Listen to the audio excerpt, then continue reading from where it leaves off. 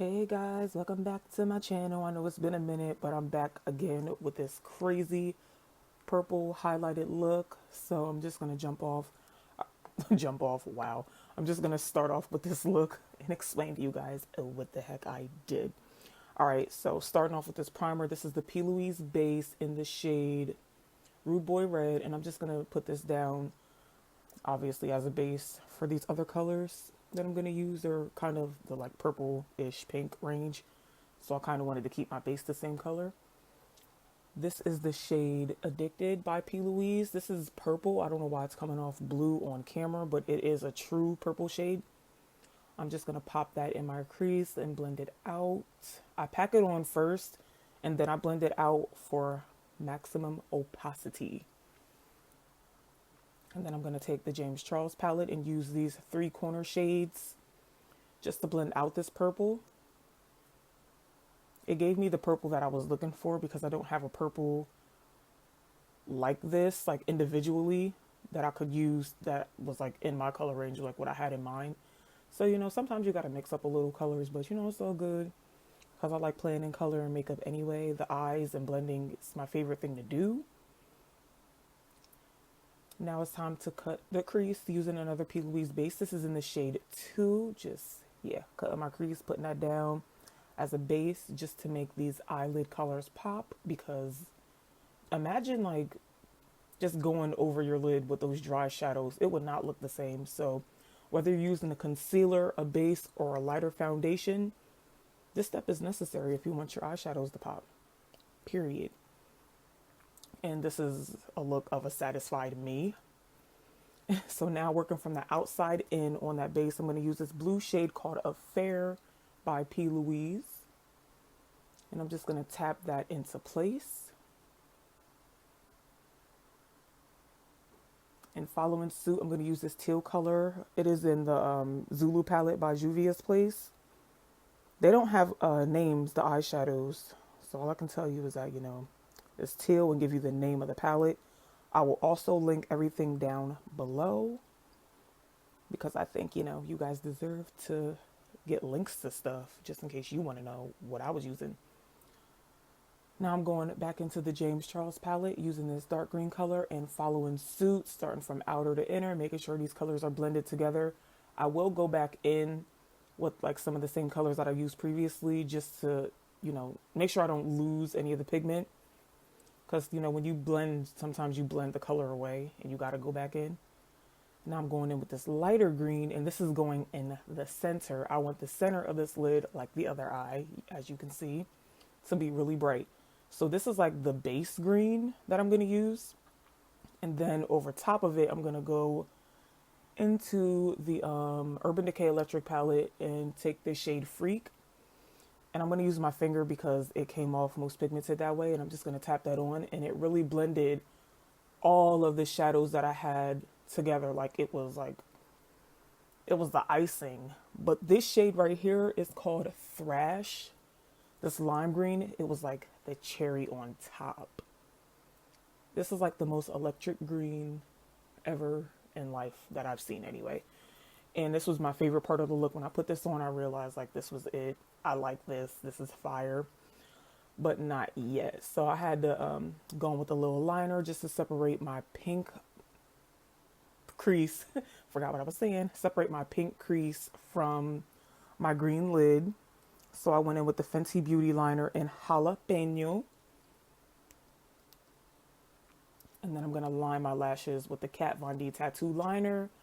Pop on some Ardelle Wispies. Not sure which ones these are. Mega Volume. I usually just use regular Wispies. Then I'm going to go in with my inner corner, the same Urban Decay palette. That's the shade Revolt. You guys know that I love a good inner corner. I need a drink. I'm like out of breath.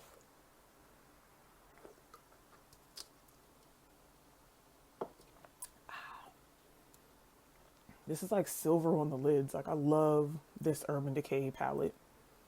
Even though it says half these shadows aren't meant to use on the eyes, like, what else am I use it on? All right, now going into skin. This is the Milk Hydrogrip primer. I love this primer. I'm starting to be like a real, like, primer setting spray girl. So weird because I usually, like, I always carry it, I ain't gonna lie. But this is a really good primer. It feels like glue, but not like sticky, more like tacky. And it helps, you know, my foundation stick. I'm using the Sephora foundation, the Tint Infusion, and the NYX Illuminator together. And it's like a dewy combination. Makes my skin look good, you know, all that jazz. And then I'm going in with two concealers, the Makeup Revolution concealers in the shade C14 and C13, or C12 and C13. I'm not sure. I'll link them down below. And the one is a little bit too light, and then the one is a little too dark for concealer. So I mix them together just to get like my perfect shade. And yes, I know I look very washed out. Usually happens after I do my foundation and concealer. But you know, once I contour, everything will be good. So now I'm going to set these powders with the, what is this? ColourPop setting powder. That's the brown one. And then the other one was the Maybelline loose powder. So I'm going to use the loose powder on the parts where I concealed, and then the contour, or not the contour, you know what I mean. Now it's time for setting spray. That was the Mario Badescu setting spray, you know, just so I don't look all cakey and whatnot. And now it's time for the bottom lash line. This is the Addicted shade that I use on my crease. I usually don't smoke out my lower lash line. I usually skip that step. I don't know why, but I felt like it was necessary for this look because it was already dramatic. And I use this pink shade, same Juvia's Place palette.